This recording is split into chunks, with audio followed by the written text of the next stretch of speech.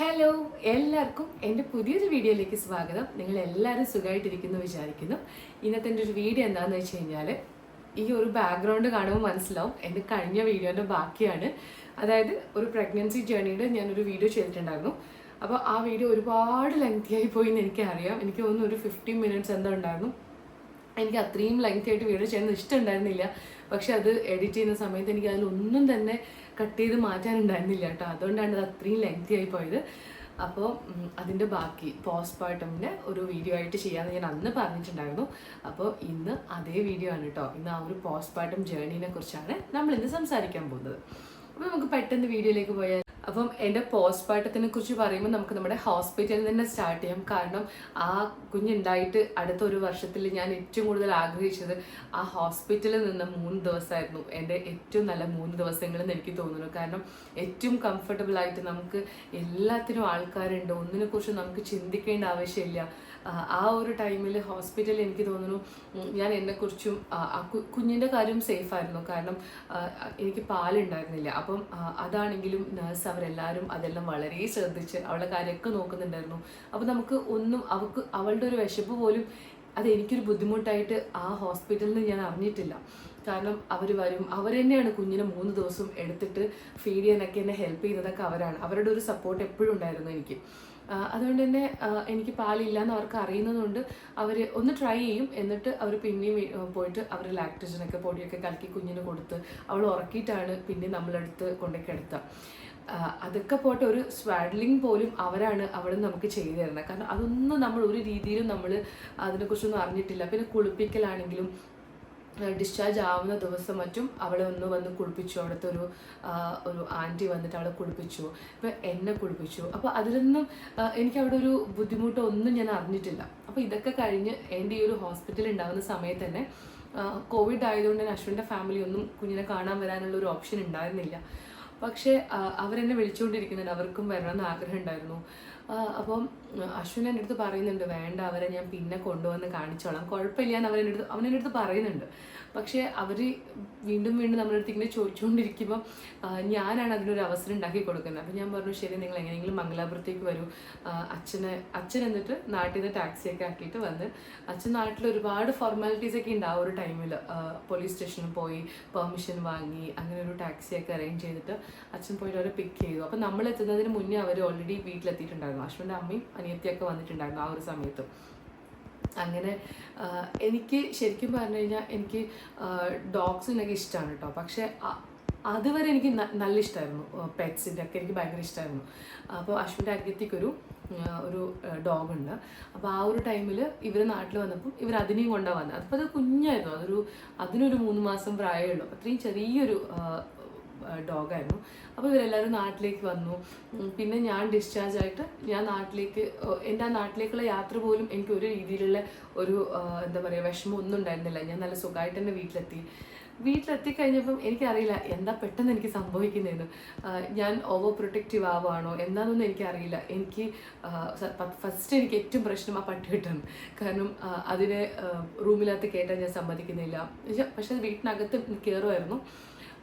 ഞാൻ സത്യം പറഞ്ഞു കഴിഞ്ഞാൽ അവരവിടുന്ന് പോകുന്നത് വരെ അവർ 1.5 മാസം ഉണ്ടായിരുന്നു വീട്ടിൽ. ആ 1.5 മാസം കുഞ്ഞിനെ കുളിപ്പിക്കാൻ വേണ്ടി മാത്രമാണ് ഞാൻ കുഞ്ഞിനെ റൂമിൽ നിന്ന് വെളിയിൽ ഇറക്കിയത്. ഞാൻ ആദ്യം തന്നെ വെച്ചൊരു സ്ട്രിക്റ്റ് ആയിട്ടുള്ളൊരു ഇതായിരുന്നു, പട്ടീനെ എൻ്റെ റൂമിൽ കയറ്റാൻ പാടില്ല, ആ പട്ടി എൻ്റെ റൂമിൽ കയറാൻ പാടില്ല. എനിക്കറിയില്ല അതൊക്കെ എന്ത് പ്രശ്നം എൻ്റെ മാനസികമായിട്ട് എനിക്ക് വന്ന ചിലപ്പം പ്രശ്നമായിരിക്കും. കാരണം അതുവരെ എനിക്ക് പട്ടീനെയും പൂച്ചേനൊന്നും എനിക്ക് ഭയങ്കര ഇഷ്ടമായിരുന്നു, എനിക്ക് ഒരു പ്രശ്നം ഉണ്ടായിരുന്നില്ല. പക്ഷെ പെട്ടെന്ന് എനിക്ക് എല്ലാത്തിനേക്കാളും മുകളിൽ സ്നേഹം എനിക്ക് എൻ്റെ കുഞ്ഞിനോടായി.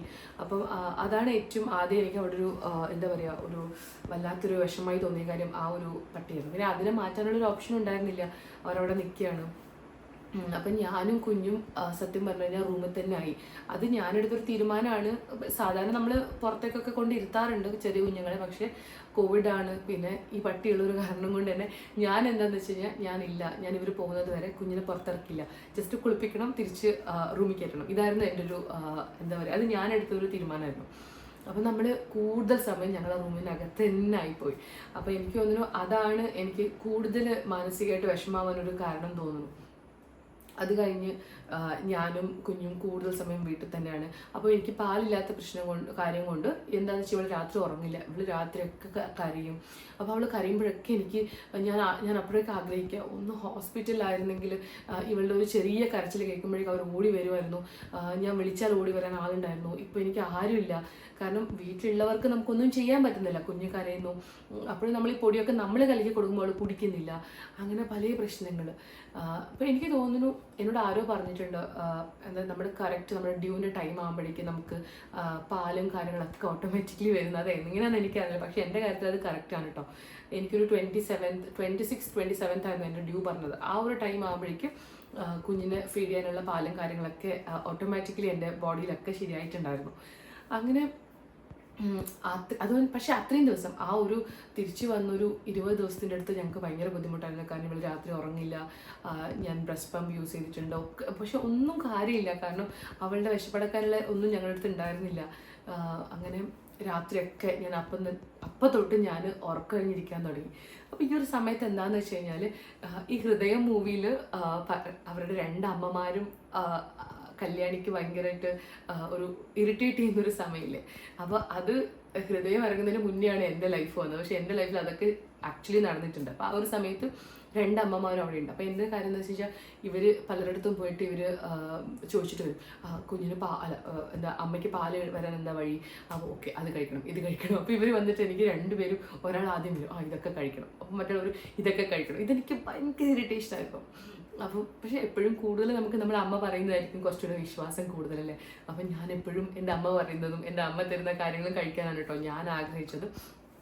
അതുപോലെ തന്നെ ആ ഒരു സമയത്ത് എനിക്ക് പാവയ്ക്കും കാര്യങ്ങളൊക്കെ ഭയങ്കര ഇഷ്ടമാണ്. അത് ഞാൻ എൻ്റെ എല്ലാ വീഡിയോസിലും പറയുന്നത്. അപ്പോൾ ഞാൻ പാവയ്ക്ക് കഴിക്കുമ്പോൾ അവരുടെ വീട്ടിൽ അവരുടെ അമ്മയ്ക്ക് പാവയ്ക്ക് കഴിക്കരുത് എന്നൊക്കെ പറയും എൻ്റെ അടുത്ത്. എന്താണെന്ന് എനിക്കറിയില്ല. അപ്പം അതൊക്കെ അപ്പോഴേ നമുക്കൊരു എന്താ ചെയ്യുക, ഇതെങ്ങനെ ഞാനിനി മുന്നോട്ട് പോകുന്നൊക്കെ എനിക്കുണ്ടായിരുന്നു കേട്ടോ. പക്ഷെ ആദ്യത്തെ ഒരു 13 ദിവസം കുഞ്ഞിനെ കോട് വീഴുന്നത് വരെ നമ്മൾ കുളിപ്പിച്ചിട്ടില്ല. അപ്പം 13 ദിവസം കഴിഞ്ഞിട്ടാണ് അവളെ കുളിപ്പിക്കുന്നത്. പക്ഷെ എന്നെ കുളിപ്പിച്ചു കേട്ടോ. എന്നെ കുളിപ്പിക്കുമ്പോഴാണെങ്കിലും ഭയങ്കര ചൂടുവെള്ളത്തിലൊക്കെയാണ് കുളിപ്പിക്കുന്നത്. അപ്പോൾ എനിക്കാണെങ്കിൽ സഹിക്കാൻ പറ്റുന്നില്ല. അപ്പോൾ എന്നെ കുളിപ്പിക്കുന്നത് എൻ്റെ അമ്മയല്ല, അവൻ്റെ അമ്മയായിരുന്നു. അപ്പോൾ എനിക്കാണെങ്കിൽ അതിനകത്തുനിന്ന് നമ്മൾ യുദ്ധമായിരുന്നു. ഞാൻ പറയും എനിക്ക് അത്രയും വെള്ളം വേണ്ട, അത്രയും ചൂടുവെള്ളം വേണ്ട എന്നൊക്കെ പറഞ്ഞിട്ട്. അപ്പോൾ ആ ഒരു സമയത്ത് ഒന്നാമത് നമ്മൾ മാനസികമായിട്ട് ഭയങ്കര തളർന്നിരിക്കുകയാണ്. അതിൻ്റെ മുകളിലൂടെ ഇതുപോലത്തെ നമുക്ക് വല്ലാണ്ട്. പിന്നെ കുറേ ഡോക്ടേഴ്സൊക്കെ പറഞ്ഞു അത്രയും ചൂടുവെള്ളത്തിൻ്റെ ആവശ്യമൊന്നുമില്ല. പിന്നെ പ്രത്യേകിച്ച് എനിക്ക് C-സെക്ഷൻ ആയിരുന്നു. അപ്പോൾ ഞാൻ ഇവിടെയൊക്കെ കവർ ചെയ്തിട്ടാണ് കുളിക്കുന്നതിന്. അപ്പോൾ ആ ഒരു ടൈമിൽ എൻ്റെ വീടിൻ്റെ അടുത്തുള്ള ഏതൊരു കുട്ടി എന്നെ പോലെ പ്രസവിച്ചിട്ട് ഈ സ്റ്റിച്ച് പൊട്ടിപ്പോയിരുന്നു അവളുടെ. അതെന്താ കാര്യം എന്ന് എനിക്കറിയില്ല. അപ്പോഴേക്കും എനിക്ക് ടെൻഷനായി. ഞാൻ പറയില്ല, ഞാൻ ചൂടുവെള്ളം ഒഴിക്കാൻ പറ്റില്ല, ചൂടുവെള്ളം ഒഴിച്ചിട്ടാണ് ചിലപ്പോൾ അത് പൊട്ടിപ്പോയാലോ എന്നൊക്കെ എനിക്ക് ഭയങ്കര പേടിയായിരുന്നു. അങ്ങനെ അതൊരു യുദ്ധം കുറച്ച് ദിവസം എന്നെ കുളിപ്പിച്ചിട്ടുള്ളൂ. അതിനുശേഷം ഞാൻ പറഞ്ഞില്ല, ഞാൻ ഒറ്റയ്ക്ക് എന്നെ കുളിക്കാം അങ്ങനെയൊക്കെ പറഞ്ഞ് പിന്നെ കുളിയും കാര്യങ്ങളൊക്കെ ഞാൻ തന്നെ ആയിരുന്നു. അപ്പോൾ കുഞ്ഞിനെ കുളിപ്പിക്കുന്ന സമയമാകുമ്പോഴേക്കും എൻ്റെ അമ്മയ്ക്ക് കുഞ്ഞിനെ കുളിപ്പിക്കാൻ അറിയുന്നുണ്ടായിരുന്നില്ല. അപ്പോൾ അവരുടെ അമ്മ പറഞ്ഞു നമ്മൾ കുളിപ്പിക്കാം, എനിക്കെല്ലാം അറിയാമെന്നൊക്കെ പറഞ്ഞിട്ട് വന്നു. പക്ഷെ അവരുടെ രീതി നമ്മുടെ രീതിയല്ല. അപ്പോൾ അവർ കുളിപ്പിക്കുന്നത് കാണുമ്പോൾ നമുക്ക് സത്യം പറഞ്ഞ സങ്കടം വരും. കാരണം അങ്ങനെയൊന്നുമല്ല നമ്മൾ നമ്മുടെ കുഞ്ഞുങ്ങളെ കുളിപ്പിക്കുന്നത് കണ്ടത്. അപ്പോൾ ആദ്യമൊന്നും എനിക്ക് റിയാക്ട് ചെയ്യാനൊരു മടി, എന്താ ചെയ്യുക, ഇതെങ്ങനെ പറഞ്ഞാൽ അവർക്ക് എങ്ങനെ ഫീൽ ചെയ്യുന്നൊന്നും എനിക്കറിയില്ല. അപ്പോൾ ആദ്യമൊക്കെ ഞാൻ കൺട്രോൾ ചെയ്തു. പിന്നെ അവസാനമാകുമ്പോഴേക്കും എനിക്കത് കൺട്രോൾ ചെയ്യാൻ പറ്റുന്നില്ല. കാരണം അവർ ചെയ്യുന്ന രീതിയൊന്നും അല്ല നമ്മൾ കണ്ടുവന്നത്. പിന്നെ അവർ അത്രയും ചൂടുവെള്ളത്തിലാണ് കുളിപ്പിക്കുക. പക്ഷേ ഈ ഒരു സമയത്ത് അശ്വിൻ്റെ അനിയത്തി എൻ്റെ അടുത്ത് ഭയങ്കര സപ്പോർട്ടാണ്. അപ്പോൾ ഞാൻ പറയുന്നത് കേൾക്കുമ്പം അവൾക്കും കാര്യം മനസ്സിലാവും. അപ്പോൾ അവളാണ് സത്യം പറഞ്ഞാൽ എന്നെക്കാളും കൂടുതൽ അവളുടെ അമ്മയുടെ അടുത്ത് ഇങ്ങനെ ചെയ്യരുത് അങ്ങനെ ചെയ്യരുതെന്ന് പറഞ്ഞിട്ട് എൻ്റെ സൈഡിൽ നിന്നൊരാൾ എൻ്റെ അനിയത്തിയാണ്. അതൊക്കെ കഴിഞ്ഞു. പക്ഷേ എനിക്ക് അവരോട് എന്താ പറയുക, പേഴ്സണലി എനിക്കൊരു പ്രശ്നമില്ല. കാരണം ഞാനാണ് അവരിവിടെ വിളിച്ച് വരുത്തുന്നത്, ഞാനാണ് അവർക്ക് വരാനുള്ളൊരു അവസരം ഒരുക്കിയതൊക്കെ ഞാനാണ്. അപ്പോൾ എനിക്ക് അവരായിട്ടൊരു പ്രശ്നം അതിന് മുന്നേ ഒരിക്കലും ഇല്ല, അതിന് മുന്നുമില്ല, അതിന് ശേഷമില്ല. പക്ഷെ ആ ഒരു സമയത്ത് എനിക്ക് തോന്നുന്നു അങ്ങനെ എനിക്ക് തോന്നുന്നു അമ്മായിമ്മമാരുടെ ഒക്കെ കൂടെ നിൽക്കുന്നത് ഒരു നല്ലൊരു ചോയ്സേ അല്ല. മാക്സിമം എല്ലാവരും അവരോട് അമ്മമാരുടെ അടുത്ത് പോയി നിൽക്കുക, അവരധികം അങ്ങോട്ട് കൊണ്ടുവരാതിരിക്കുക. ഇനി ചിലവർക്ക് അവരൊത്തിരി മനസ്സിലാക്കുന്ന അമ്മായിമ്മമാരായിരിക്കും. അപ്പോൾ അവർക്ക് കുഴപ്പമില്ല കേട്ടോ, അങ്ങനെയുള്ളവർക്കൊന്നും കുഴപ്പമില്ല. അപ്പോൾ ഇതൊക്കെ കഴിഞ്ഞു. അതൊക്കെയായിരുന്നു എനിക്ക് വല്ലാത്തൊരു മെൻ്റൽ സ്ട്രഗിൾ തന്നൊരു സംഭവം ആ ഒരു ടൈമിൽ. അത് കഴിഞ്ഞപ്പോഴേക്കും ഒരു മാസമൊക്കെ കഴിഞ്ഞപ്പോഴേക്കും ഞങ്ങൾ കുഞ്ഞിൻ്റെ എൻ്റെ 28ാം പിറന്നാൾ നടത്തുന്നത് നമ്മുടെ നാട്ടിലോട്ട് 28 ദിവസത്തിന്. അങ്ങനെ ഞങ്ങൾ പക്ഷെ അപ്പോഴൊന്നും ഷോപ്സോ കാര്യങ്ങളോ ഒന്നുമില്ല, ജ്വല്ലറി ഒന്നുമില്ല. അത് നമ്മുടെ കയ്യിലുള്ള സംഭവങ്ങളൊക്കെ വെച്ച് നമ്മൾ അവർക്കുള്ള അതൊക്കെ സെറ്റാക്കി ഒരു ചെറിയ ഡെക്കറേഷൻ. ആരും വന്നിട്ടില്ല. അപ്പം എനിക്ക് വേറൊരു കാര്യം ഏറ്റവും എനിക്ക് ഫീൽ ആവുന്നത് എന്താണെന്ന് വെച്ച് കഴിഞ്ഞാൽ, നമ്മളായിട്ട് നമുക്ക് എന്തെങ്കിലുമൊക്കെ ഷെയർ ചെയ്യാനോ നമ്മളെ കാണാനൊന്നും ആരും വരുന്നില്ല നമ്മുടെ വീട്ടിലേക്ക്. കാരണം വിസിറ്റേഴ്സ് അപ്പോൾ ഇല്ല. കോവിഡ് ആയതുകൊണ്ട് തന്നെ വിസിറ്റേഴ്സ്, നമ്മളെ ക്ലോസ് റിലേറ്റീവ്സ് പോലും നമ്മളെ കാണാൻ വരുന്നില്ല ആ ഒരു ടൈമിൽ.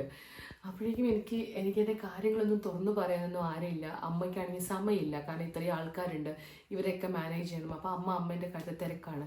അശ്വിനാണെങ്കിലും, അശ്വിനിപ്പം എങ്ങനെയാണെന്ന് വെച്ച് കഴിഞ്ഞാൽ, അശ്വിനിപ്പോൾ അവരും വന്നതുകൊണ്ട് അശ്വിന് രണ്ടാളെയും മാനേജ് ചെയ്യേണ്ട കാര്യമായി. അപ്പം ഞാനും കുഞ്ഞും തന്നെ ആയിപ്പോയി കുറേയൊക്കെ സമയങ്ങളിൽ ഞങ്ങളുടെ റൂമിൽ. അതെന്നെ വല്ലാണ്ട് ബാധിച്ചു കേട്ടോ ആ ഒരു സമയത്ത്. പിന്നെ രാത്രി ഉറക്കം എന്ന് പറഞ്ഞ സംഭവമില്ല.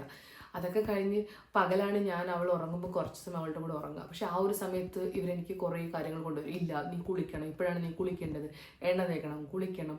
അപ്പോൾ ഇവൾ ഉറങ്ങുന്ന സമയത്താണ് ഇവർ ഇതിനൊക്കെ എന്നെ വിളിക്കുക. അപ്പോൾ എനിക്ക് ഉറക്കമില്ല. പിന്നെ ഫുഡ് കഴിക്കാനാണെങ്കിൽ പോലും ഇവൾ ഉറങ്ങുന്ന സമയം നോക്കിയിട്ട് അപ്പോഴും എനിക്ക് ഉറങ്ങാൻ പറ്റില്ല. അപ്പോൾ എനിക്ക് ഫുഡ് കഴിക്കേണ്ട സമയമായിരിക്കും. ഇപ്പം നമ്മുടെ 3 നേരത്തെ ഫുഡാണെങ്കിലും ഇവൾ ഉറങ്ങുന്ന സമയം നോക്കിയിട്ടാണ് എന്നെ കഴിപ്പിക്കുക. ആ ഒരു സമയത്ത് അറ്റ്ലീസ്റ്റ് ഞാൻ പറഞ്ഞിട്ടുണ്ട്, എനിക്ക് ഫുഡൊന്നും വേണ്ട, എനിക്കൊന്ന് ഉറങ്ങിയാൽ മതി.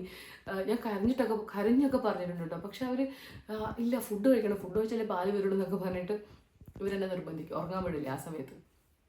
അപ്പോൾ അതൊക്കെ എനിക്ക് വളരെ എന്നെ വേദനിപ്പിച്ച സംഭവങ്ങളാണ് കേട്ടോ. അതൊക്കെ കഴിഞ്ഞ് എന്താ പറയുക, പിന്നെ പാലൊക്കെ റെഡി ആയതിനു ശേഷം ഇവർക്ക് എപ്പോഴും ഇൻഡൈജഷൻ്റെ പ്രശ്നമാണ്. എപ്പോഴും എന്താ പറയുക, ഛർദ്ദിക്കും. കുഞ്ഞെപ്പോഴും ഛർദ്ദിലായിരുന്നു. പിന്നെ അതുപോലെ അതൊക്കെ സാധാരണയാണ്. പക്ഷേ ആ ഒരു സമയത്ത് നമുക്ക് ഹോസ്പിറ്റലൊന്നും കാണിക്കാൻ മാത്രം നമുക്ക് സൗകര്യങ്ങളില്ല. കാരണം ഹോസ്പിറ്റലിൽ പോകാൻ പറ്റുന്നില്ല. അവിടുത്തെ തിരക്ക് കാണുമ്പോൾ എനിക്ക് ഭയങ്കര പേടിയാണ്. പക്ഷേ എന്നാലും ഞാൻ അവൾക്ക് 27th ഡേ ഉണ്ടായപ്പോൾ നമ്മൾ ഫസ്റ്റ് ടൈം അവളെ ഹോസ്പിറ്റലിൽ കൊണ്ടുവന്നത്. അത് കഴിഞ്ഞിട്ടും പലപ്പോഴും നമുക്ക് പല അസുഖങ്ങൾ വന്നപ്പോഴും അവളെയും കൊണ്ട് ഹോസ്പിറ്റലിൻ്റെ മുന്നിലൊക്കെ പോയി നിൽക്കുമ്പോൾ എനിക്ക് ഭയങ്കര ടെൻഷൻ. കാരണം എല്ലാം മിക്സ് അല്ലേ, കുറേയൊക്കെ നമ്മുടെ നാട്ടിലെ ഹോസ്പിറ്റൽസ് എല്ലാവരും ഉണ്ട്, എല്ലാ ഡിപ്പാർട്ട്മെൻറ്റും അടുത്തടുത്താണ്. അപ്പം അതിൻ്റെ ഒക്കെ ഒരു ബുദ്ധിമുട്ടുണ്ടായിരുന്നു. അപ്പോൾ ഞാനിങ്ങനെ പ്രാർത്ഥനയാണ്, കുഞ്ഞിന് അസുഖങ്ങളൊന്നും വരുത്തല്ലേ, ഈ ഒരു ടൈമിൽ നമുക്കൊന്നും പോയി കാണിക്കാനും ഒന്നിനൊരു ഓപ്ഷൻ ഇല്ലല്ലോ. പക്ഷേ അവൾക്ക് ആദ്യത്തെ ഒരു 2 മാസത്തിനുള്ളിൽ തന്നെ ഒരുപാട് പ്രശ്നങ്ങൾ ഉണ്ടായിരുന്നു. അവൾക്ക് ചെറുതായിട്ട് ജലദോഷം വരും. അപ്പോഴൊക്കെ നമ്മൾ കുറേ ഡോക്ടേഴ്സിൻ്റെ അടുത്തൊക്കെ പോയിട്ടുണ്ട് കേട്ടോ ആ ഒരു സമയത്ത്. പിന്നെ 45 ദിവസം വരെയുള്ള കുട്ടികൾക്കാണെങ്കിൽ എപ്പോഴും കൺസിഡറേഷൻ ഉണ്ട്, നമുക്ക് പെട്ടെന്ന് അകത്ത് കയറാം. അത് കഴിഞ്ഞപ്പോഴാണ് എനിക്ക് ഏറ്റവും പ്രശ്നമായത്. കാരണം അത് കഴിഞ്ഞപ്പോൾ നമ്മൾ വെയിറ്റ് ചെയ്യണമല്ലോ, എല്ലാ കുഞ്ഞുങ്ങൾക്കും ഈക്വൽ പ്രയോറിറ്റി. ഞാൻ പിന്നെ ഏറ്റവും കൂടുതൽ ആഗ്രഹിച്ചത് അശ്വിൻ എൻ്റെ കൂടെ ഉണ്ടാവണം എപ്പോഴും. പക്ഷേ ഇവരൊക്കെ വന്ന് ഇങ്ങനത്തെ ഒരു സംഭവം ആയതുകൊണ്ട് തന്നെ ഞാൻ ആഗ്രഹിച്ചു ഇവൻ എപ്പോഴാണ് തിരിച്ചു പോകുന്നത് സത്യം പറഞ്ഞാൽ ഞാൻ ആഗ്രഹിച്ചിട്ടുണ്ട് കേട്ടോ. പക്ഷേ പിന്നെ ഇവരുണ്ടായ സമയത്ത് വേറൊരു പ്രശ്നം എന്താണെന്ന് വെച്ച് കഴിഞ്ഞാൽ, അവരെല്ലാവരും ഒരുമിച്ചാണ് ഫുഡ് കഴിക്കുക. അവരെല്ലാവരും, അച്ഛനും അമ്മയും എല്ലാവരും ഒരുമിച്ചാണ് ഫുഡ് കഴിക്കുക. ആ ഒരു സമയത്ത് എനിക്ക് എപ്പോഴും ഇവരുടെ കൂടെ ഇരുന്ന് ഫുഡ് കഴിക്കാൻ പറ്റില്ല. കാരണം ഞാൻ എപ്പോഴെങ്കിലും ഇരുന്നിട്ടുണ്ടെങ്കിൽ അപ്പോൾ കുഞ്ഞെഴുന്നേക്കും. അല്ല, അവരിരിക്കുന്ന സമയത്ത് ചിലപ്പോൾ അവൾ ഉറങ്ങിയിട്ടുണ്ടാവില്ല. അപ്പം ഞാൻ അവളുടെ കൂടെ ആയിരിക്കും. അപ്പോൾ ഇവരെല്ലാവരും ഒരുമിച്ചിരുന്ന് ഫുഡ് കഴിക്കുമ്പോൾ ഞാൻ ഒറ്റയ്ക്ക് ഒരു റൂമിനകത്ത് ഇരുന്ന് കഴിക്കണം. അമ്മ പറയും, പണ്ടൊക്കെ അങ്ങനെ പറയുന്നു, എന്താ പറയുക, ഒരു അമ്മ ഫുഡ് കഴിക്കുന്നത് പുറത്താരും കാണാൻ പാടില്ല, എനിക്ക് ഫുഡ് തരുന്നത് പുറത്താരും കാണാൻ പാടില്ല എന്നൊക്കെ പണ്ടത്തെ ഒരു വിശ്വാസം ഉണ്ടായിരുന്നു. പക്ഷെ ആ ഒരു വിശ്വാസത്തിൻ്റെ പേരിൽ മാത്രമല്ല, ഇവരെല്ലാവരും ഒരുമിച്ചിരുന്ന് കഴിക്കും. പിന്നെ ഞാൻ കഴിക്കുമ്പോൾ ഞാൻ എപ്പോഴും ഒറ്റയ്ക്കായിരിക്കും, ഞാൻ ഒറ്റയ്ക്ക് തന്നെ കഴിക്കണം. പിന്നെ അശ്വിൻ്റെ അടുത്ത് പറയുമ്പോൾ അശ്വിൻ പറയുന്ന കാര്യം, ഇപ്പം എൻ്റെ അച്ഛനും അമ്മയും അവരും ഭാഷയുടെ ഒക്കെ പ്രശ്നം ഉണ്ടായതുകൊണ്ട് അശ്വിനും അവരുടെ കൂടത്തിന് ഇരിക്കും. കാരണം അവരെ രണ്ടുപേരെയും കണക്ട് ചെയ്യാൻ ഞാനല്ലെങ്കിൽ പിന്നൊരു കാര്യം അശ്വിനാണ്. അപ്പോൾ അവരെല്ലാവരും ഒരുമിച്ചായിരുന്നു ഫുഡ് കഴിച്ചുകൊണ്ടിരുന്നത്. അപ്പോഴും ഒറ്റയ്ക്ക് കഴിക്കുന്ന ആൾ ഞാൻ മാത്രമാണ്. അതെനിക്ക് ഭയങ്കര ഫീലായിരുന്നു ആ ഒരു സമയത്ത്. എൻ്റെ കൂടെ ഇരുന്ന് ഫുഡ് കഴിക്കാൻ ആരും ഇല്ലല്ലോ എന്നൊക്കെ എനിക്ക് ഭയങ്കര വിഷമമായിരുന്നു. പിന്നെ എനിക്കൊരു കറക്റ്റ് ടൈമുണ്ട്, ആ ടൈമിൽ മാത്രമാണ് എനിക്ക് ഫുഡ് കിട്ടിക്കൊണ്ടിരുന്നത്. ഒരുപാട് ലേറ്റായിട്ട് ഫുഡ് തരില്ല, അല്ലെങ്കിൽ ഉച്ചയ്ക്കാണെങ്കിലും കുറച്ച് നേരത്തെ ഫുഡ് തരും. അപ്പോൾ ആ ഒരു സമയത്ത് എൻ്റെ കൂടെ കഴിക്കാൻ ആരും ഉണ്ടായിരുന്നില്ല. അപ്പോൾ എപ്പോഴും ഞാൻ ഒറ്റയ്ക്കാണ് കഴിക്കുന്നത്, അതെനിക്ക് ബുദ്ധിമുട്ടുണ്ടായിരുന്നില്ല. പക്ഷേ ഒരു വീട്ടിൽ എല്ലാവരും ഒരുമിച്ചിരുന്ന് കഴിച്ച് ഞാൻ മാത്രം ഒറ്റയ്ക്കിരുന്ന് കഴിക്കുമ്പോൾ അതെനിക്ക് ഭയങ്കര വിഷമമായിരുന്നു. അപ്പോൾ അപ്പോഴൊക്കെ ഞാൻ ആഗ്രഹിച്ചു ഇവരൊന്ന് പോയാൽ മതിയായിരുന്നു, എനിക്ക് എൻ്റെ അച്ഛനും അമ്മയും മാത്രം മതിയായിരുന്നു എന്നൊക്കെ അപ്പോൾ എനിക്ക് തോന്നിയിട്ടുണ്ട് കേട്ടോ. അങ്ങനെ അവർ പോയതിന് ശേഷം എനിക്ക് സത്യം പറഞ്ഞാൽ ആ ഒരു കാര്യത്തിൽ എനിക്ക് ശരിക്കും സമാധാനം ഉണ്ടായിരുന്നു. പിന്നെയുള്ള പ്രശ്നം എന്ന് വെച്ച് കഴിഞ്ഞാൽ ഇവർക്ക് ഉറക്കം ഉണ്ടായിരുന്നില്ല. ഞങ്ങൾ രാത്രിയൊക്കെ ഇരിക്കുമായിരുന്നു. അപ്പം അമ്മയ്ക്കെന്ന് വെച്ച് കഴിഞ്ഞാൽ രാവിലെ എഴുന്നേറ്റിട്ട് എല്ലാ കാര്യവും നോക്കണം. അപ്പോൾ അമ്മയ്ക്ക് ഒത്തിരി ഉറക്കൊഴിയാൻ പറ്റില്ല. കൂടുതൽ ഉറക്കൊഴിയുന്ന ആൾ ഞാൻ തന്നെ ആയിരുന്നു. അപ്പം എപ്പോഴും രാത്രിത്തെ അവസ്ഥ എന്താണെന്ന് വെച്ച് കഴിഞ്ഞാൽ കാലിങ്ങനെ നീട്ടി ഒരു പില്ലോ വെച്ചിട്ട് ഇവൾ അതിൻ്റെ മുകളിൽ കിടക്കും. അപ്പോൾ ഇങ്ങനെയാണ് നമ്മളിങ്ങനെ ഉറക്കിക്കൊണ്ടിരുന്നത്. ചില ദിവസങ്ങളിലൊക്കെ അവൾ ഉറങ്ങില്ല, അവളിങ്ങനെ എന്നെ നോക്കി ചിരിച്ചുകൊണ്ടിരിക്കും, എന്നെ നോക്കിക്കൊണ്ടിരിക്കും. അപ്പോഴൊക്കെ നമ്മളിങ്ങനെ ഇരിക്കണം അവളുടെ കൂടെ തന്നെ. അപ്പോൾ ഓരോ ദിവസമൊക്കെ 3 മണി 3:30 ഞാൻ ഓൾമോസ്റ്റ് എന്താ പറയുക, കുറേ കാലം ഞാൻ 3 മണി കഴിഞ്ഞിട്ടാണ് ഞാൻ ഉറങ്ങിയിട്ടുള്ളത്. അപ്പോഴൊക്കെ ഞാനിങ്ങനെ 3 മണി കഴിഞ്ഞ് ഉറങ്ങുമ്പോൾ ചില ദിവസങ്ങളിൽ എനിക്ക് ഉറക്കം വരും. അപ്പം ഞാൻ അച്ഛനും അമ്മേനെ ആരെങ്കിലുമൊക്കെ വിളിക്കും. ഒരു ദിവസം ഞാൻ ഉറങ്ങി ഇങ്ങനെ വീഴാൻ പോയപ്പോഴേക്കും അച്ഛൻ വന്ന് പെട്ടെന്ന് തന്നെ പിടിച്ചു, അല്ലെങ്കിൽ ഞാനും കൊച്ചും താഴെ പോയേനെ. അപ്പോൾ അങ്ങനത്തെ ഒക്കെ ഉറക്കത്തിൻ്റെ ഒക്കെ എനിക്ക് തോന്നുന്നു, ഉറക്കമൊന്നും ഇല്ലെങ്കിൽ ഒരു മനുഷ്യന് പിന്നെ പ്രാന്തല്ലേ. അപ്പോൾ എനിക്ക് അങ്ങനെയൊക്കെ ആയിരുന്നു ആ ഒരു സമയത്ത്. പിന്നെ 3 മാസമൊക്കെ ആയപ്പോഴേക്കും വീട്ടിൽ നിന്ന് പറഞ്ഞു, ഒരു പ്രാവശ്യം അശ്വിൻ്റെ വീട്ടിൽ പോകണം, വീട്ടിൽ പോയിട്ട് നമുക്ക് തിരിച്ചു വന്നു കഴിഞ്ഞാൽ കുഴപ്പമില്ല, അല്ലെങ്കിൽ അങ്ങനെ എന്തൊക്കെയോ പഴയ ഓരോ ആചാരങ്ങളുണ്ടല്ലോ. അങ്ങനെ അശ്വിൻ വന്നു. 4 മാസം ആകുമ്പോഴേക്കും ഞങ്ങളൊന്ന് പോയി. അപ്പോൾ എൻ്റെ മനസ്സിൽ ഞാൻ പോയി അവിടെ നിൽക്കാന്നുള്ള രീതിയിലാണ് പോയത്. പക്ഷെ അവിടെ പോകുമ്പോഴേക്ക് വീണ്ടും എനിക്ക് പട്ടിയുടെ പ്രശ്നമുണ്ട്. പിന്നെ അവിടുത്തെ ആൾക്കാരുടെ ഒരു കാര്യങ്ങളും എനിക്ക് അഡ്ജസ്റ്റ് ആവുന്നില്ല. അവരുടെ സംസാരം പോലും എന്നെ ഇറിറ്റേറ്റ് ചെയ്യുന്നു. അപ്പം കുഞ്ഞെപ്പോഴും എൻ്റെ മോള് ഭയങ്കര കാമായിട്ടാണ് അവൾ വളർന്നതൊക്കെ. കാരണം അവൾക്ക് ഒത്തിരി സൗണ്ടോ കാര്യങ്ങളോ, അവൾ ഒത്തിരി ഉറക്കെ ഒന്നുമല്ല, ഉറക്കെ നമ്മൾ സംസാരിക്കില്ല അവളുടെ അടുത്ത്. നമ്മളൊക്കെ ഭയങ്കര കുറച്ചുകൂടി സോഫ്റ്റായിട്ട് സംസാരിക്കുന്നവർ, കുറച്ചുകൂടി നമ്മൾ സൗണ്ട് ഇല്ലാത്തൊരു അറ്റ്മോസ്ഫിയറിൽ അവൾ വളർന്നത്. അതൊക്കെ കഴിഞ്ഞ് അവരുടെ വീട്ടിൽ പോകുമ്പോഴേക്കും അവരെല്ലാവരും ഹൈപ്പർ ആക്റ്റീവാണ്. അവർക്കൊക്കെ ഭയങ്കര ഹൈ വോളിയത്തിൽ അവരൊക്കെ സംസാരിക്കുക. അപ്പോൾ അതൊക്കെ കാണുമ്പോൾ ഇവൾ ഫസ്റ്റ് തന്നെ ഭയങ്കര കരച്ചിലായിരുന്നു. അവരുടെ വീട്ടിൽ കയറുമ്പോൾ ഭയങ്കര കരച്ചിലായിരുന്നു. അപ്പോൾ അതൊക്കെ എനിക്ക് നെഗറ്റീവായിരുന്നു. അവൾ ആരുടെ അടുത്തും അവിടെ ക്ലോസ് ആവുന്നില്ല. ഭയങ്കര അശ്വിൻ മാത്രമേ അവൾക്ക് അവിടെ ക്ലോസ് ആയിട്ടുള്ളൂ. അശ്വിൻ പിന്നെ അവിടുത്തെ അധികം സംസാരിക്കാത്ത ആൾക്കാർ, അവരുടെ അടുത്ത് മാത്രമേ ഇവൾ പോകുന്നുള്ളൂ ഈസി ആയിട്ട്. അപ്പോൾ ഞാൻ കുറച്ചധികം ദിവസം നിൽക്കാമെന്നുള്ള രീതിയിൽ പോയതാണ്. പക്ഷേ ഞാൻ ഒരാഴ്ചയിൽ തന്നെ ഞാൻ വീട്ടിൽ നിന്ന് വിളിച്ചിട്ട് പറഞ്ഞില്ല, ഞാൻ പോവാണ്, എനിക്ക് തിരിച്ചു പോകണമെന്ന് പറഞ്ഞു. അങ്ങനെ ഞാൻ നേരെ തിരിച്ച് വീട്ടിലെത്തി. പിന്നെയും ഉറക്കമൊന്നുമില്ല, പക്ഷെ എന്നാലും എൻ്റെ വീട്ടിലായതുകൊണ്ട് തന്നെ എനിക്ക് പകലൊക്കെ ഉറങ്ങാം. അവൾ പകൽ നന്നായിട്ട് ഉറങ്ങുമായിരുന്നു. അപ്പം ഞാൻ അവളുടെ പകൽ ഉറങ്ങും, റെസ്റ്റ് എടുക്കും, അമ്മയുടെ ഫുഡൊക്കെ കഴിക്കും. അപ്പോഴേക്കും എനിക്ക് കുറച്ച് നല്ലൊരു റിലീഫ് ഉണ്ടായിരുന്നു. അങ്ങനെ 6th മന്തിൽ ഞാൻ അശ്വിൻ്റെ അടുത്ത് പറഞ്ഞു, നമുക്ക് ഗുരുവായൂർ പോകണം, നമുക്ക് കുഞ്ഞിന് ചോറിന് കൊടുക്കണം എന്നൊക്കെ ഞങ്ങൾ പ്രാർത്ഥിച്ചതാണ്. അങ്ങനെ അവൻ വരാമെന്നൊക്കെ പറഞ്ഞു നിന്നു. അവൻ വരുന്നതിൻ്റെ 2 ദിവസം മുന്നേ ഞങ്ങളെല്ലാവരും ഒരു റൂമിലാണ് കിടക്കുക. ഞാൻ, അച്ഛൻ, അമ്മ, കണ്ണു, ഞങ്ങൾ ഒരു ബെഡിട്ട് ഒരു റൂമിൽ ഒരു ബെഡിൽ ഞാനും കുഞ്ഞും കിടക്കും, മറ്റേ ബെഡിൽ അച്ഛനും അമ്മയും കിടക്കും. അപ്പോൾ അന്ന് അച്ഛൻ രാത്രി ഇങ്ങനെ വന്ന് കുഞ്ഞച്ഛൻ്റെ അമ്മയുടെ നടുക്ക് ഇങ്ങനെ കിടക്കുക. അപ്പോൾ ഇനി 2 ദിവസം കഴിഞ്ഞ് അശ്വിൻ വരും, നമ്മൾ നെക്സ്റ്റ് മന്ത് നമ്മൾ ഗുരുവായൂർ പോകണം, നമ്മളെല്ലാം പ്ലാൻഡാണ്. അപ്പോൾ അച്ഛൻ ഇങ്ങനെ കുഞ്ഞിനടുത്ത് കളിക്കുകയാണ്. കുറച്ച് കഴിയുമ്പോഴേക്കും അച്ഛൻ പറയുന്നു, എനിക്ക് വല്ലാതെ തണുക്കുന്നു, എന്താ ചെയ്യാം. അപ്പം എന്താ തണുക്കുന്നത്? അപ്പോൾ അപ്പോഴേക്കും അച്ഛന് കോവിഡായിരുന്നു. പെട്ടെന്ന് തന്നെ അമ്മ അച്ഛനെയും കൊണ്ട് ഹോസ്പിറ്റലിൽ പോയി. അവർ പോകുമ്പോഴേക്കും അച്ഛന് പോസിറ്റീവാണ്. അപ്പോൾ അച്ഛൻ ഐസൊലേറ്റ് ആയിട്ട് വേറെ റൂമിൽ നിൽക്കണം. അപ്പോഴേക്കും കുഞ്ഞുണ്ടല്ലോ, ഞങ്ങൾക്ക് ഭയങ്കര ടെൻഷനായി. അപ്പോൾ അമ്മേൻ്റെ അടുത്ത് പറഞ്ഞു, അമ്മ ഫോൺ വിളിച്ച് പറഞ്ഞു, അച്ഛന് പോസിറ്റീവാണ്, നീ പെട്ടെന്ന് സാധനങ്ങളൊക്കെ അച്ഛൻ കിടന്ന് ആ ഒരു വിരിപ്പും കിടക്കൊക്കെ എടുത്ത് പുറത്തേക്ക് ഇടാൻ പറഞ്ഞു. അങ്ങനെ അതൊക്കെ ഞാൻ എടുത്ത് പുറത്തേക്ക് ഇട്ടു. ഞങ്ങൾ വേറെ റൂമിൽ പോയി കുറച്ച് സമയം നിന്നു. ഈ റൂമിലൊക്കെ AC ഇട്ടിട്ടൊന്ന് ക്ലീൻ അതിൻ്റെ ഒരു ഇതിലെനിക്ക് തോന്നി ഒന്ന് AC ഓൺ ചെയ്യാമ്പോൾ ഇതൊക്കെ ക്ലീൻ ആവുമോ, അങ്ങനെ എന്തൊക്കെയോ ചെയ്തു. അച്ഛനും അമ്മയും തിരിച്ചു വന്നിട്ട് അച്ഛൻ മുകളുടെ റൂമിലേക്ക് പോയി. അമ്മയോട് ഡോക്ടർ പറഞ്ഞു, നിങ്ങൾക്ക് വരാനുള്ള ചാൻസ് ഉണ്ട്, അതുകൊണ്ട് കുഞ്ഞിൻ്റെ അടുത്ത് പോകണ്ടാണ്. നെക്സ്റ്റ് ഡേ ആയപ്പോഴേക്കും അമ്മയ്ക്കും പോസിറ്റീവായി. അങ്ങനെ അമ്മയ്ക്കും മെഡിസിൻസൊക്കെ ആയി. അമ്മയും മുകളിലെ റൂമിലേക്ക് പോയി. ഞാനും കുഞ്ഞും മാത്രമേ ഉള്ളൂ. ആ ഒരു സമയമാകുമ്പോഴേക്കും ഇവള് കമിഴ്ന്ന് വീഴാൻ തുടങ്ങി. അപ്പോൾ കുറച്ചുകൂടി എന്താ പറയുക, നമുക്ക് ബെഡിലൊന്നും കിടത്തിയിട്ട് മാറാൻ പറ്റാത്തൊരവസ്ഥയിലേക്കായി. അപ്പോൾ വീട്ടിലേക്ക് ആരും വരാനോ, അപ്പോൾ അശ്വിൻ്റെ അടുത്ത് ഞാൻ ഫസ്റ്റ് പറഞ്ഞു, വരണ്ട, നമുക്ക് പോസ്റ്റ്പോൺ ചെയ്യാം, നീ പിന്നെ വന്നാൽ മതി എന്ന് പറഞ്ഞു. അങ്ങനെ അശ്വിനും വരുന്നില്ല. അശ്വിൻ ഒന്നാമത് ആസ്തമാറ്റിക്കാണ്. അപ്പോൾ അവൻ വന്നു കഴിഞ്ഞാൽ എന്തെങ്കിലും ഇതൊക്കെ പറ്റിക്കഴിഞ്ഞാൽ പിന്നെ അവനെയും കൊണ്ട് ഞാൻ ഹോസ്പിറ്റലിലാവും. അതുകൊണ്ട് ഞാൻ അശ്വിൻ്റെ അടുത്ത് പറഞ്ഞു, നീ വരണ്ട ഇങ്ങോട്ട്. പിന്നെ നമ്മുടെ വീട്ടിലെ കാര്യം ആ സമയത്ത് കയറ്റത്തൂരല്ലോ. അങ്ങനെയൊക്കെ അച്ഛനമ്മ കുഞ്ഞ് ഇവരെല്ലാവരെയും ഞാൻ ഹാൻഡിൽ ചെയ്യുന്നൊരവസ്ഥയായി. അപ്പോൾ നെക്സ്റ്റ് നോക്കുമ്പോഴേക്കും കുഞ്ഞിന് നല്ല ചൂടുണ്ട്. അങ്ങനെ നമുക്കൊരു വളരെ ക്ലോസ് ആയിട്ടുള്ള രഘുവേട്ടൻ്റെ കൂടെ. അപ്പം ഞാൻ ഡ്രൈവിംഗ് പഠിച്ചതൊക്കെ എനിക്ക് അത്രയും ബ്ലെസ്സിങ് ആയി തോന്നിയത് അപ്പോഴാണ് കേട്ടോ. കാരണം എനിക്ക് ഡ്രൈവിംഗ് അറിയില്ല, ഞാൻ എന്താ ചെയ്യുക. അപ്പം ഞാൻ കുഞ്ഞിനെ രഘുവേട്ടനെ എടുത്തിട്ട് എൻ്റെ കൂടെ ഇരുന്നു. അപ്പം ഞാൻ ഡ്രൈവ് ചെയ്തിട്ട് ഹോസ്പിറ്റലിൽ പോകുന്നു. പക്ഷെ അവർ പറഞ്ഞു, ഇല്ല മോക്ക് വേറെ കുഴപ്പമൊന്നുമില്ല. അവർ അയോൻ്റെ സിറപ്പ് കൊടുത്തു, വേറെ ഒന്നും ഉണ്ടായിരുന്നില്ല. അങ്ങനെ തിരിച്ചു വന്നപ്പോഴേക്കും മുകളിൽ അവർ താഴെ കുഞ്ഞ്, അച്ഛൻ്റെ ഇൻസുലിൻ താഴെ ഫ്രിഡ്ജിൽ. അപ്പം ഇങ്ങനെയൊക്കെയാണ്. മുകളിൽ വാഷിംഗ് മെഷീനിൽ അവർക്ക് വാഷ് ചെയ്യാനുള്ള സൗകര്യമുണ്ട്, എനിക്കതില്ല. അപ്പോൾ ഞാനിങ്ങനെ ആ ഒരു ടൈമിൽ എനിക്ക് ഇവർക്കുള്ള ഫുഡ് കൊടുക്കണം. അച്ഛൻ്റെ ഇൻസുലിൻ മുകളിൽ ഒരു സ്റ്റെപ്പിൽ കൊണ്ട് കൊടുക്കും. അവരവിടുന്ന് കഴിച്ചിട്ട് പാത്രം അവിടെ വയ്ക്കും, പിന്നെ ഞാനത് പോയി എടുക്കും. ആ ഒരു ഗ്യാപ്പിൽ മോള് ഉറങ്ങുന്ന സമയമോ അല്ലെങ്കിൽ അവളെ താഴെ ഒന്ന് കിടത്തിയിട്ട് അങ്ങനെയൊക്കെയാണ് ഞാൻ ഓടി ചെയ്തുകൊണ്ടിരുന്നത്. പക്ഷെ ഞാൻ എപ്പോഴും ആലോചിക്കും, അച്ഛനും അമ്മേനെ എനിക്ക് നന്നായിട്ട് അത് നോക്കാൻ പറ്റിയിട്ടില്ല. അന്ന് ശരിക്കും എനിക്ക് കുഞ്ഞുണ്ടായിരുന്നില്ലെങ്കിൽ ഞാൻ അവരെ അതിനേക്കാളും നന്നായിട്ട് അവരെ ഞാൻ നോക്കുമായിരുന്നു. പക്ഷേ അതൊക്കെ എനിക്കൊരു വിഷമമായിട്ടുണ്ട്. അവർക്ക് ഏറ്റവും ആവശ്യമുള്ള സമയത്ത് എനിക്ക് അവരത്ര നന്നായിട്ട് എനിക്ക് നോക്കാൻ പറ്റിയിട്ടില്ല. കാരണം പലപ്പോഴും ഞാൻ കഞ്ഞിയൊക്കെ വെച്ച് കൊടുക്കുക, കാരണം എനിക്ക് പെട്ടെന്ന് വേറെ ഒന്നും ആക്കാൻ പറ്റില്ല. കുഞ്ഞുണ്ടല്ലോ, കുഞ്ഞിനൊക്കെ ഇങ്ങനെ ഒരു മാറ്റിൽ ഞാൻ അടുക്കളയ്ക്ക് കിടത്തിയിട്ടൊക്കെയാണ് കുക്ക് ചെയ്യുക. പിന്നെ അവൾ എടുത്തിട്ടൊക്കെ കുക്ക് ചെയ്യും. എനിക്ക് ചപ്പാത്തി, അച്ഛന് ഷുഗർ ഉണ്ടല്ലോ, അപ്പം ഞാനിങ്ങനെ പാക്കറ്റ് ചപ്പാത്തിയൊക്കെ കൊണ്ടുപോയിട്ട് സ്റ്റോർ ചെയ്തിട്ടൊക്കെയാണ്. അല്ലാതെ ഞാനൊരു ഫ്രഷ് ആയിട്ട് ചപ്പാത്തി പോലും എനിക്ക് ഉണ്ടാക്കി കൊടുക്കാൻ പറ്റിയിട്ടില്ല. അതൊക്കെ അല്ലെങ്കിൽ എനിക്ക് ഭയങ്കര വിഷമം വരും കേട്ടോ ഇപ്പോഴും. അങ്ങനെ ആ ഒരു എനിക്ക് തോന്നുന്നു 20 ദിവസം ഞങ്ങൾ വല്ലാണ്ട് സ്ട്രഗിൾ ചെയ്തു. ഒരു ദിവസം രാത്രി അമ്മയ്ക്ക് ഭയങ്കര സീരിയസ് ആയി. അപ്പോഴൊന്നും എനിക്കൊന്ന് പുറത്ത് പോകാനോ കുഞ്ഞുണ്ടായതുകൊണ്ട് ഒന്നും ചെയ്യാൻ പറ്റുന്നില്ല. അങ്ങനെ ഞങ്ങൾക്ക് പരിചയമുള്ള ഒരാൾ വഴി ഞങ്ങൾ ഗുളികയൊക്കെ എത്തിച്ചു കൊടുത്തു. അമ്മയ്ക്ക് എന്തോ ദൈവാനുഗ്രഹിച്ച് കുറഞ്ഞു.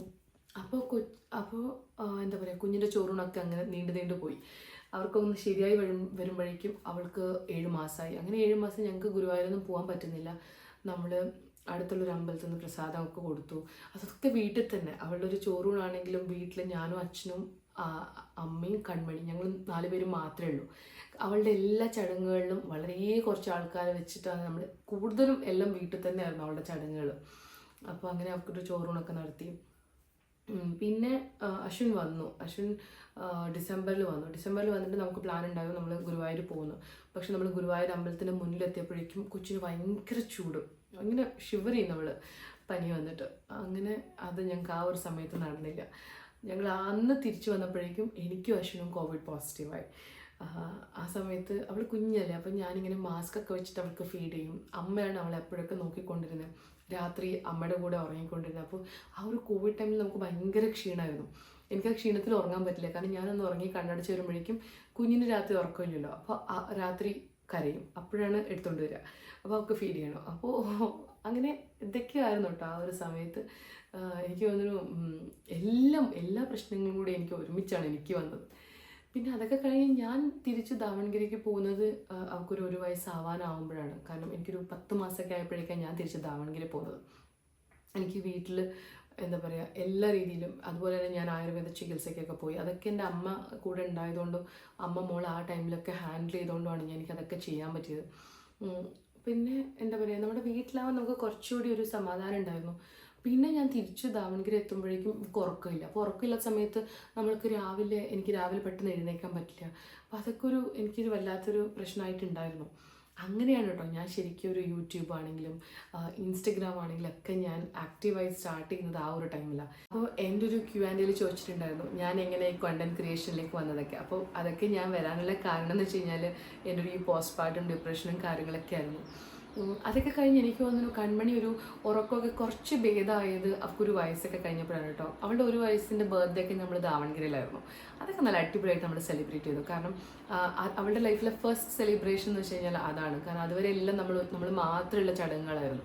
അപ്പോൾ ഫസ്റ്റ് ബർത്ത്ഡേ നമുക്ക് ഏറ്റവും ക്ലോസ് ആയിട്ടുള്ള കുറേ പേര് കൂടിയിട്ട് അവൾക്ക് നന്നായിട്ട് തന്നെ സെലിബ്രേറ്റ് ചെയ്തു. അതിനുശേഷം അവൾ കുറച്ച് ഉറങ്ങാനൊക്കെ തുടങ്ങി രാത്രിയൊക്കെ. പക്ഷെ എന്നാലും അവൾ പെട്ടെന്ന് എഴുന്നേറ്റുകൊണ്ടിരിക്കും. അതായത് ഒരു 12 മണിയാവാതെ കുഞ്ഞ് ഉറങ്ങാറേ ഉണ്ടായിരുന്നില്ല. അവളുടെ ഒരു ഫീഡിങ് നിർത്തുന്ന സമയം വരെ അവൾക്കൊരു 12 മണിയാവാതെ ഉറക്കം ഉണ്ടായിരുന്നില്ല. ഒരു 2-2.5 വയസ്സ് വരെ ഞാൻ അവളെ ഫീഡ് ചെയ്തിട്ടുണ്ടായിരുന്നു. അപ്പം എപ്പോഴാണോ ഞാൻ അവൾക്ക് ഫീഡിങ് നിർത്തിയത് അതിനുശേഷമാണ് അവൾ രാത്രി ഫുഡൊക്കെ കഴിച്ച് പെട്ടെന്ന് കയറി ഉറങ്ങാനൊക്കെ തുടങ്ങിയത്. അതുവരെ എൻ്റെ ഉറക്കവും അതുപോലെ തന്നെയായിരുന്നു. രാവിലെ എഴുന്നേൽക്കാനൊക്കെ എനിക്ക് ഭയങ്കര ബുദ്ധിമുട്ടായിരുന്നു. എൻ്റെ വീഡിയോസൊക്കെ കാണുന്നവർ ചോദിക്കും ചേച്ചിയുടെ കണ്ണിൻ്റെ താഴെ എന്താ കറുപ്പ്. ഉറക്കം കുറവായിരുന്നു. എനിക്ക് ഉറക്കം ഭയങ്കര കുറവായിരുന്നു. അങ്ങനെയൊക്കെയാണ് കേട്ടോ. പിന്നെ എനിക്ക് തോന്നുന്നു നമുക്ക് ഏറ്റവും കംഫർട്ടബിൾ ആയിട്ടുള്ള സ്ഥലം എവിടെയാണ് അവിടെ നിങ്ങൾ നിൽക്കണം. നിങ്ങളുടെ ഡെലിവറിയുടെ ടൈമിലാണെങ്കിലും പ്രഗ്നൻസിയിലാണെങ്കിലും നിങ്ങൾക്ക് ഏറ്റവും കംഫർട്ടബിൾ ആയിട്ടിരിക്കുന്ന സ്ഥലത്ത് തന്നെ നിങ്ങൾ നിൽക്കണം എന്ന് തോന്നും. കാരണം നമ്മൾ എന്താ പറയുക, നമുക്ക് എല്ലാ കാര്യവും നമുക്ക് ആ ഒരു സമയത്ത് ഇഷ്ടമാവണമെന്നില്ല. അത് നമ്മുടെ തെറ്റല്ല. ചിലപ്പോൾ അവരുമായിട്ട് നമുക്കൊരു പ്രശ്നം ഉണ്ടാവില്ല. ആ സമയത്തുള്ള നമ്മുടെ ഹോർമോൺ പ്രശ്നങ്ങളോ കാര്യങ്ങളോ കൊണ്ട് നമുക്ക് അന്ന് വരെ നമ്മുടെ ഫ്രണ്ട്സായിരുന്നവരൊക്കെ നമുക്ക് പെട്ടെന്ന് ശത്രുക്കളായിട്ടൊക്കെ തോന്നും. എനിക്ക് അങ്ങനെയൊക്കെ തോന്നിയിട്ടുണ്ട് കേട്ടോ. അപ്പോൾ അങ്ങനെയൊക്കെ ആർക്ക് വേണമെങ്കിലും തോന്നാം. അപ്പോൾ ഇപ്പോൾ പ്രഗ്നൻസിയിലുള്ളവരും ഇനിയിപ്പം കുഞ്ഞാവാൻ പോകുന്നവരൊക്കെ അതൊക്കെ ഒന്ന് ശ്രദ്ധിക്കുക. കാരണം മാക്സിമം നമ്മുടെ വീട്ടിൽ തന്നെ നിൽക്കുക പറ്റുമെങ്കിൽ. ഇനിയല്ല അമ്മേനെ കൊണ്ട് കൂടെ നിർത്താൻ പറ്റുമെങ്കിൽ കൂടെ നിർത്തുക. ഇനി ഇവരാരുമല്ല, ഹസ്ബൻഡാണ് ഏറ്റവും നിങ്ങൾക്ക് കംഫർട്ടബിളായി തോന്നുന്നത് വെച്ചാൽ ഹസ്ബൻഡ് നിങ്ങൾ മാത്രം നിൽക്കുന്ന ഒരു സ്ഥലമാണെങ്കിൽ അവർ മാത്രം മതി. നമുക്ക് ആരും ഹെൽപ്പ് ഇല്ലെങ്കിലും കുഴപ്പമില്ല. എനിക്ക് തോന്നുന്നു ആദ്യത്തെ ഒരു എന്താ പറയുക, എനിക്ക് കുഞ്ഞിനെ കുളിപ്പിക്കാനോ കാര്യങ്ങളൊന്നും എനിക്ക് അറിയുന്നുണ്ടായിരുന്നില്ല. അപ്പോൾ ഞാൻ പറഞ്ഞില്ല, ആദ്യം അശ്വിൻ്റെ അമ്മ കുളിപ്പിച്ചു. പിന്നെ അവർ തിരിച്ചു പോയതിന് ശേഷം എൻ്റെ അമ്മ ഓരോന്നിങ്ങനെ പഠിച്ചിട്ട് അമ്മ ചെയ്യാൻ തുടങ്ങി. അമ്മ ചെയ്യുന്നത് നമ്മുടെ നാട്ടിൽ സാധാരണ കുളിപ്പിക്കുന്ന പോലെ അതൊക്കെ അമ്മേനെ വേറൊരു അമ്മുമ്മ നമുക്ക് പരിചയമുള്ളവർ ഒരു ദിവസം വന്ന് കാണിച്ചു കൊടുത്തു. അതൊക്കെ നോക്കിയിട്ട് അമ്മ പഠിച്ചു. അങ്ങനെ അമ്മ ചെയ്തതിന് ശേഷം പിന്നെ ഒരു 2 മാസം, 3 മാസം കഴിഞ്ഞപ്പോഴേക്കും ഞാൻ തന്നെ ആളെ കുളിപ്പിക്കാൻ തുടങ്ങി. എനിക്കതൊരു വലിയ ബുദ്ധിമുട്ടൊന്നും ഉണ്ടായിരുന്നില്ല. പക്ഷെ എനിക്ക് തോന്നുന്നു ഒരു സി സെക്ഷനൊക്കെ ആകുമ്പം ആദ്യത്തെ കുറച്ച് ദിവസം നമുക്ക് അതുപോലെ കുനിയാനും അങ്ങനെയൊന്നും പറ്റുന്നുണ്ടാവില്ല. ഒരു 3 മാസം കഴിഞ്ഞപ്പോഴേക്കും ഞാൻ ശരിക്കും പഠിച്ചു കേട്ടോ അവളെ കുളിപ്പിക്കാനൊക്കെ. അപ്പം ഞാൻ കുളിപ്പിക്കുമായിരുന്നു. പിന്നെ പറയും കൈമാറി കുളിപ്പിച്ച കുഞ്ഞുങ്ങൾക്ക് ജലദോഷം വരുന്നൊക്കെ പറയാറുണ്ട്. പക്ഷേ ഇവളുടെ കാര്യത്തിൽ അങ്ങനെയൊന്നും എനിക്ക് ഉണ്ടായിരുന്നില്ല. നമ്മളെല്ലാവരും കുളിപ്പിച്ചിട്ടുണ്ടായിരുന്നു. ഞാൻ എൻ്റെ ഒരു കഴിഞ്ഞ വീഡിയോയിൽ പറഞ്ഞിട്ടുണ്ടല്ലോ, ഞാൻ ദാവൺഗിരി ഉണ്ടാകുമ്പോൾ അവരെല്ലാവരും ആൺകുഞ്ഞ് എന്നൊക്കെ പറയുമായിരുന്നു. എപ്പോഴും ആൺകുഞ്ഞ് വേണമെന്ന് പറയുമായിരുന്നു. അപ്പോൾ അങ്ങനെ പറഞ്ഞവരൊക്കെ പിന്നെ എൻ്റെ മോൾ ഓമനിക്കുന്ന കാണുമ്പം എനിക്ക് ഭയങ്കര ദേഷ്യമായിരുന്നു. പിന്നെ ഇവർ ചോദിച്ചത് ആൺകുഞ്ഞിനല്ലേ, എന്നിട്ട് ഇവർക്ക് പെൺകുഞ്ഞിനെ ഇപ്പോൾ കിട്ടിയോ ഇവർ ഓമനിക്കുന്നുണ്ടല്ലോ. അപ്പോൾ ഞാൻ മനസ്സിൽ വിചാരിക്കും, അപ്പോൾ ഇവരൊന്നും ശരിക്കും ഇവർ റിയലായിട്ടല്ലേ എൻ്റെ മോളടുത്ത് നിൽക്കുന്നതെന്നൊക്കെ എനിക്ക് തോന്നിയിട്ടുണ്ട് കേട്ടോ. അപ്പോൾ ഇതൊക്കെ മനസ്സിൽ കിടന്നിട്ടാണ് എനിക്ക് വല്ലാത്തൊരു ദേഷ്യവും ആ ഒരു സമയത്തൊരു വൈരാഗ്യം പോലെയൊക്കെ എനിക്ക് തോന്നാനുള്ള കാരണം കേട്ടോ. പക്ഷേ എനിക്കന്ന് എൻ്റെ വീട്ടിൽ നിൽക്കാനുള്ളൊരു ഓപ്ഷൻ ഉണ്ടായതുകൊണ്ടാണ് ഞാൻ അതിനെ റിക്കവർ ചെയ്തത്. അല്ലെങ്കിൽ ഞാൻ അവിടെ തന്നെ ആയിരുന്നെങ്കിൽ ഞാൻ ചിലപ്പം വേറെ എന്തെങ്കിലും ചെയ്തേനെ. ഞാൻ അല്ലെങ്കിൽ ചിലപ്പോൾ കൊച്ചിനും കൂടെ ഇറങ്ങി ഓടി തന്നെ എങ്ങോട്ടെങ്കിലും ഓടി പോകുമായിരുന്നു. അതൊക്കെ ഉറപ്പാണ്. കാരണം അന്ന് ഞാൻ എൻ്റെ വീട്ടിൽ അച്ഛൻ്റെ അമ്മയുടെയും കൂടെ എൻ്റെ ഏറ്റവും കംഫർട്ടബിളായിട്ടുള്ള എൻ്റെ സ്ഥലത്ത് ഞാൻ നിന്നു. അതാണ് എന്നെ എന്താ പറയുക, എനിക്ക് പെട്ടെന്ന് റിക്കവർ ആവാനുള്ളൊരു കാരണം. അപ്പോൾ ഇന്നത്തെ വീഡിയോ അത്ര ലെങ്ത് ഒന്നും ആവാൻ ചാൻസ് ഇല്ല. കുഞ്ഞു വീഡിയോ ആണ്. എൻ്റെ കുഞ്ഞു എക്സ്പീരിയൻസും കാര്യങ്ങളൊക്കെ. ഇതിൽ ചിലപ്പം എൻ്റെ തെറ്റുകൾ ഉണ്ടാവാം. അതൊക്കെ എൻ്റെ മാനസികമായിട്ടുള്ള എൻ്റെ മാത്രം തെറ്റുകളാവാം. ഞാൻ പറഞ്ഞ ആരുമായിട്ടും എനിക്ക് പേഴ്സണലി ഒരു പ്രശ്നമില്ല. ഇന്ന് എല്ലാവരും സന്തോഷമായിട്ടുണ്ട്. അന്നത്തെ എൻ്റെ കാര്യമാണ്. ഞാൻ പിന്നെ അവരോട് തന്നെ ഞാൻ പറഞ്ഞിട്ടുണ്ട് എനിക്ക് ഇങ്ങനെയൊക്കെ തോന്നിയിട്ടുണ്ട്.